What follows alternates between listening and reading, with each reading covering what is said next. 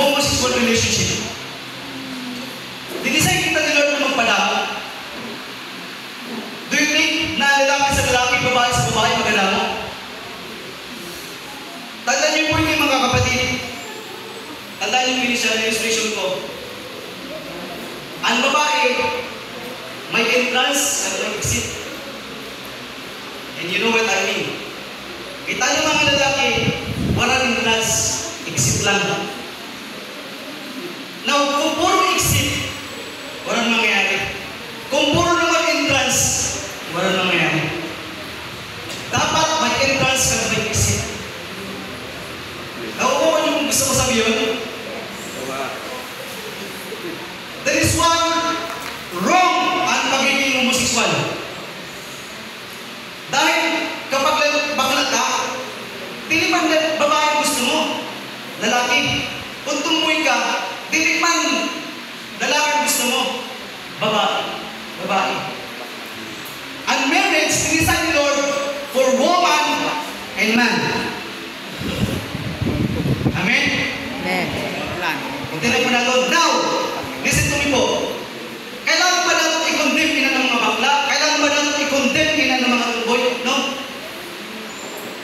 Buligan natin sila. Dahil mahal sila sa Diyos. Okay? Damo pa ako ninawidan sa masbate ng mga bakla. Kag sa church, nakaranas sila sa tuloy na pamilya.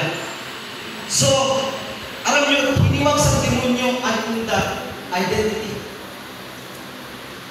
Kaya kailangan sila magpuligan para maibalik ang identity. Dili kailangan natin sila i-condemn.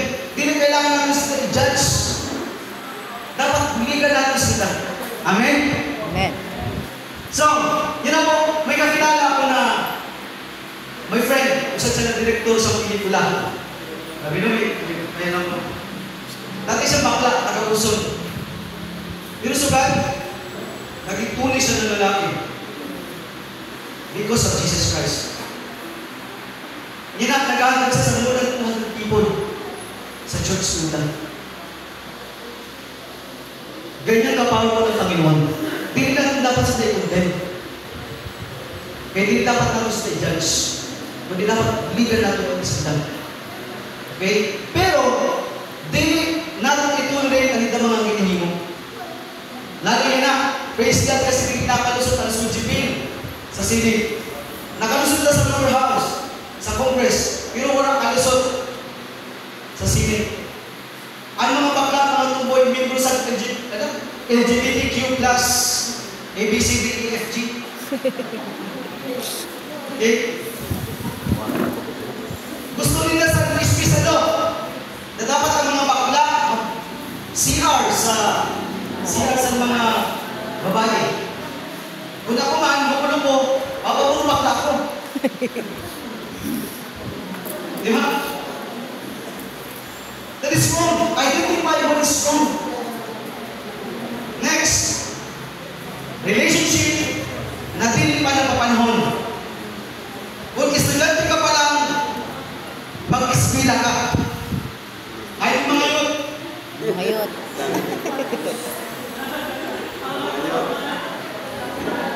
Yun. Nasa mga kawasan mo yun. Mga feeling yun.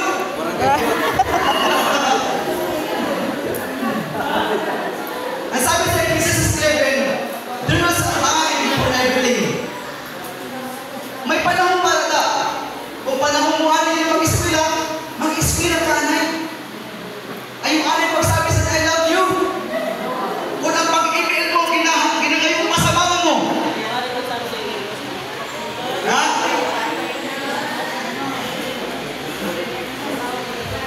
Girls! This is for you girls. Okay? Kasi yan lang. Pag magkatrato, kaupod na ang sex na sigurado. Sugad? Grabe yan na. Brown pack. Ang tinawag ng sex. Asahan mo na. Pag nagtatrato na siya, lalo kung hindi Christian, sigurado yan. Girls, this is for you. Don't give up your virginity to someone na hindi ka kaya panindigan. Don't give up your virginity to someone na dili ka kaya pakasalan. Don't give up your virginity to someone na habol lang sa lalaki, imo lawas. Girls, remain pure.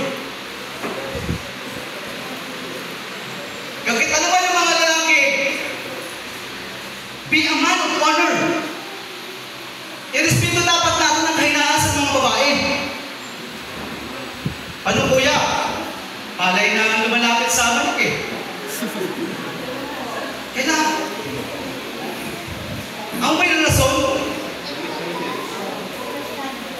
pag palay na lumalapit sa manok, kailangan mong tumalagan. Kailangan ano? Di ka sa palay na may tail. Diba? Be a man of honor. Girls, this is for you. Listen to me. You deserve a wedding ring. Amen? Amen. Kaya hanggat pilit makapapasal, ayaw amin mag-isuko ang bataan. O kung cordillera man nila, o kung ano man nila, ayaw pag-isuko ang flag mo. Isusuko mo lang nila sa tama na person. Sa person na pakakasalan ka. Amen?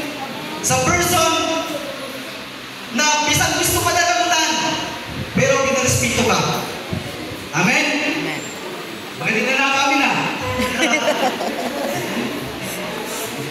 So, mabuhat yung isa ng teaching. Wrong relationships pa lang kita. Okay?